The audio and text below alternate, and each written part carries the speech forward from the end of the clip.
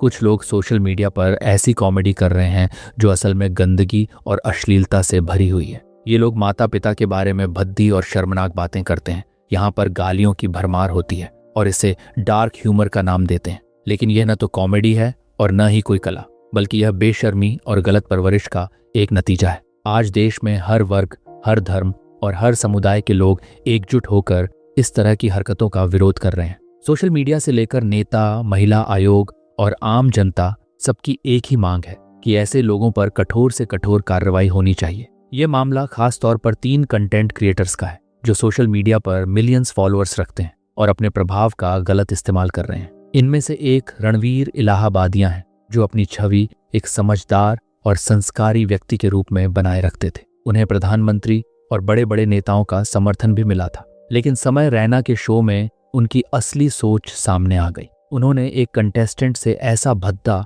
और अश्लील सवाल पूछा कि सुनकर आपको शर्म आ जाए। इससे साफ है कि सिर्फ पैसे और लोकप्रियता के लिए कुछ लोग किसी भी स्तर तक गिर सकते हैं। लेकिन समाज अब ऐसे कंटेंट को बर्दाश्त करने के लिए तैयार नहीं है और यही कारण है कि पूरा देश एक सुर में इन लोगों से कह रहा है, अब बस करो। रणवीर की गंदगी यहीं खत्म नहीं होती। इस शो में उसकी असली सोच और भी ज्यादा खुलकर सामने आती है। जो उसकी बनाई हुई शालीन छवि थी, वे पूरी तरह ध्वस्त हो जाती है जब वह कूल बनने के चक्कर में एक कंटेस्टेंट से कहता है, मैं तुम्हें 2 करोड़ रुपए दूंगा, तुम मेरा करोगे? तो यह सुनकर कोई भी शर्म से सिर झुका ले। लेकिन उल्टा उसके आसपास के लोग मजाक में UPI ID पूछने लगते हैं। दुनिया जानती है कि रणवीर इलाहाबादिया ने ईमानदारी और शालीनता का मुखौटा पहनकर करोड़ों रुपए कमाए हैं। लेकिन पैसे कमाने के बाद उनका इस तरह इस्तेमाल करना, वह भी सार्वजनिक रूप से, ये दिखाता है कि असल में उनकी मानसिकता कैसी है। यकीन मानिए, अगर प्रधानमंत्री नरेंद्र मोदी भी इस वीडियो को देख रहे होंगे तो वह भी असहज महसूस कर रहे होंगे। रणवीर की माता जी ने एक पॉडकास्ट में कहा था कि उन्होंने अपने बेटे को अच्छे संस्कार और परवरिश दी है। लेकिन अब सवाल ये उठता है, क्या ये वही संस्कार हैं जिनकी बात वे कर रही थी? क्या कोई भी सभ्य माता पिता यह सोच सकते हैं कि उनका बच्चा ऐसा सवाल करेगा?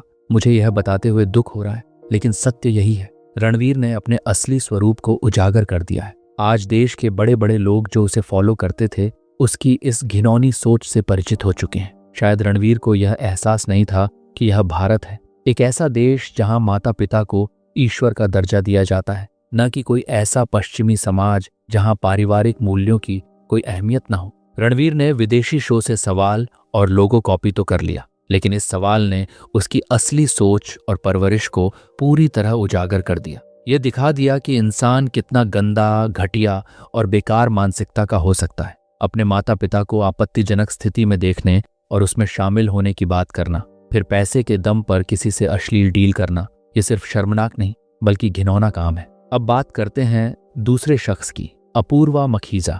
ये खुद को इन्फ्लुएंसर कहती हैं, लेकिन असल में अराजकता की निर्विवाद क्वीन है। इन्होंने अपना निकनेम द रेबल रखा है, लेकिन इनकी बगावत सिर्फ गंदगी फैलाने तक ही सीमित है। ये एक कंटेस्टेंट से कहती हैं कि शादी के लिए 6 फीट 6 इंच का आदमी चाहिए, लेकिन साथ में पैंट के अंदर भी 6 इंच होना जरूरी है। ये सुनकर कोई भी दंग रह जाएगा। अपनी माँ के प्राइवेट पार्ट्स का जिक्र करके कंटेस्टेंट से सवाल करती है, अपनी माँ के अलावा किसी और का देखा है? और फिर गंदी भद्दी गालियां देती हैं। सोचिए, एक महिला होकर महिलाओं को ही गालियां देना अब एक फैशन बन गया है। और चौंकाने वाली बात यह है कि ऐसे लोग बड़े कॉलेजों में बुलाए जाते हैं, उन्हें प्लेटफॉर्म दिया जाता है और कुछ लोग इन बातों को नॉर्मलाइज करने की कोशिश करते हैं। लेकिन क्या यह सच में नॉर्मल है?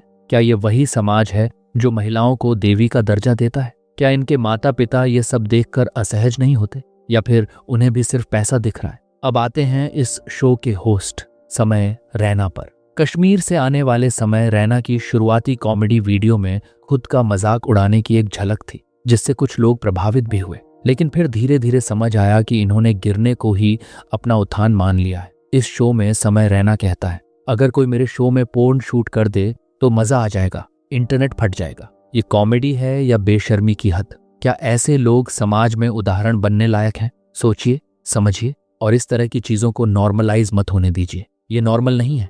बहुत से लोगों का मानना है कि इस विवाद से समय रैना को कोई नुकसान नहीं होगा, क्योंकि उनकी छवि पहले से ही ऐसी रही है। लेकिन जो बात आपको चौंका सकती है वह यह है कि समय के पिता राजेश रैना, जो देश के एक प्रतिष्ठित पत्रकार हैं, उन्होंने कई बड़े पत्रकारों को तैयार किया है जो आज लोकतंत्र के चौथे स्तंभ का हिस्सा हैं। अब सवाल ये उठता है, क्या राजेश रैना को अपने बेटे के इस व्यवहार पर शर्मिंदगी नहीं हो रही? जो व्यक्ति समाज को सही दिशा दिखाने का काम करता है, आज अगर उसका बेटा इस तरह की गंदी भाषा और बेहुदा कंटेंट से सुर्खियों में है, तो क्या एक पिता के लिए ये चिंता की बात नहीं?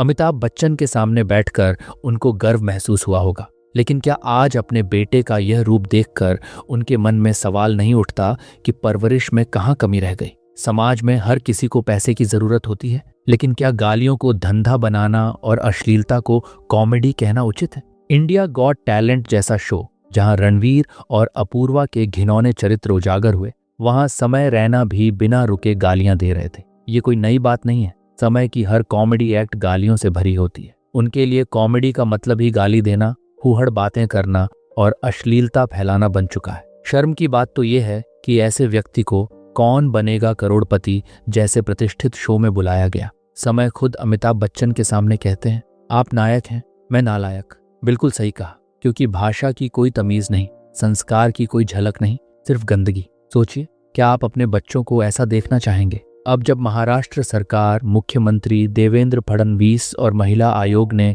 इस मुद्दे पर सवाल उठाए हैं, तो इन लोगों को एहसास हुआ कि मामला गंभीर है। सोशल मीडिया पर जबरदस्त आलोचना हुई, कई राज्यों में एफआईआर दर्ज हुई। रणवीर ने माफी तो मांगी, लेकिन कब? जब मुख्यमंत्री ने बयान दिया, महिला आयोग सक्रिय हुआ और सोशल मीडिया पर लोग इनके खिलाफ खड़े हो गए। वरना पहले तो ये लोग कमेंट सेक्शन बंद करके बचने की कोशिश कर रहे थे। समाज के तौर पर इन्हें माफ करना या न करना आपका फैसला है, लेकिन जरूरी ये है कि अब ऐसी अश्लीलता पर रोक लगनी चाहिए। इसी हरकतों पर इतनी कड़ी कार्रवाई हो कि कोई भी दोबारा इस तरह की गंदगी फैलाने से पहले 50 बार सोचे। आपका क्या फैसला है? सोचिए, क्या आप अपने बच्चों को ऐसे कंटेंट देखते देखना चाहेंगे? क्या आप चाहेंगे कि आपका जीवन साथी इसी तरह की सोच वाला हो?